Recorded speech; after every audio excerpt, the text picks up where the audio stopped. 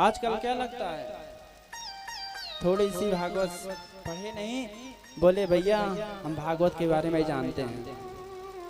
आपने कथा तो बहुत सुनी होगी ना, लेकिन कहीं भी आप कथा सुनने जाएंगे तो आपको कथा कैसे लगेगी? नई नहीं ना, हर समय हमेशा कथा आपको नई ही नहीं लगेगी। यदि कोई कहे कि मुझे भागवत आती है, मैं भागवत को जानता हूं, तो या तो उसे कुछ आता नहीं या तो उसका अभिमान बोल रहा है। क्योंकि भागवत में स्वयं कहा है कि साक्षात मुझे कोई जानता ही नहीं। यदि कोई भागवत के बारे में जानता है, 3 ही लोग जानते हैं बस, सिर्फ अभी तक, यदि कोई जान पाया हो तो। व्यासो वेत्ति सुको वेत्ति, राजा वेत्ति न वेत्ति वा, श्रीधर सकलं वेत्ति, श्री नृसिंहस्य प्रसादतः। व्यासो वेत्ति सुको वेत्ति, श्री वेद व्यास जी जानते हैं भागवत के बारे में, श्री सुखदेव जी महाराज जानते हैं भागवत के बारे में।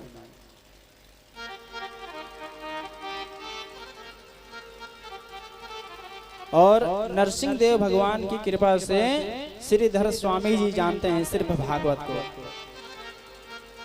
यहाँ तक कि 7 दिवस तक राजा परीक्षित जी ने कथा का श्रवण किया।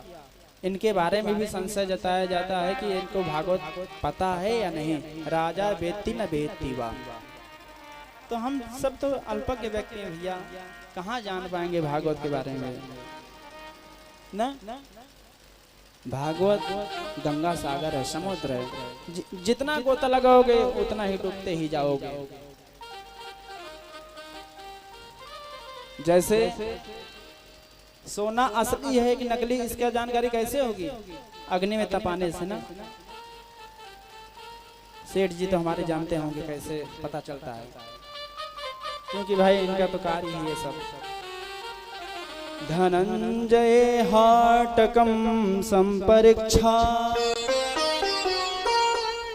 महारणे शस्त्रवृतां परीक्षा,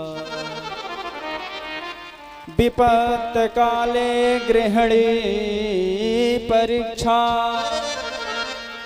विद्यावतां भागवते परीक्षा।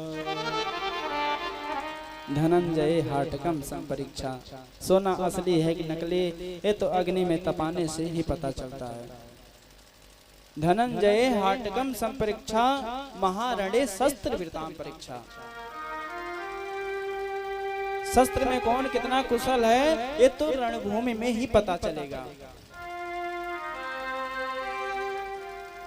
आजकल हमारी माताएं जो धर्म पर चलती हैं, पतिव्रता नारी हैं, वो मन में लेकर के बैठी रहती हैं हमेशा कि हमारे पतिदेव मुझसे प्रेम करते हैं कि नहीं। अब पतिदेव भी सोचते हैं कि हमारी धर्मपत्नी मुझसे प्रेम करते हैं कि नहीं। इनकी भी परीक्षा होती है। विपत्त काले गृहिणी परीक्षा, विपत्त काल में धर्मपत्नी की परीक्षा होती है। ठीक उसी प्रकार विपत्त काले गृहिणी परीक्षा, विद्यावतां भागवते परीक्षा। कौन कितना बड़ा विद्वान है ये तो भागवत में ही उसकी परीक्षा हो जाती है हमारा।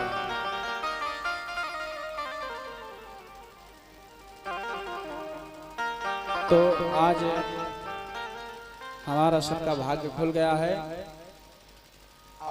श्रीमद् भागवत के प्रारंभ होने के पहले 6 अध्यायों में महात्मा गाया गया है। महात्मा का अर्थ जानते हैं क्या होता है? महिमा। जब तक हम महिमा के बारे में जानेंगे नहीं, तब तक हमारे अंदर की जो श्रद्धा है, जो भक्ति है ना, वो जागृत नहीं होगा। इसीलिए 6 अध्यायों में महिमा गाई गई है। लेकिन एक आश्चर्य की बात है, भागवत ने महिमा अपनी स्वयं नहीं गाई है। ये तो महिमा पद्म पुराण द्वारा कथित 6 अध्यायों में गाई गई है।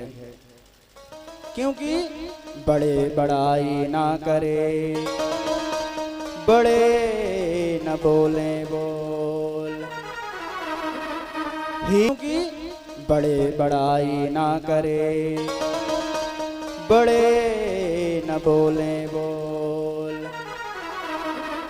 हीरा मुख से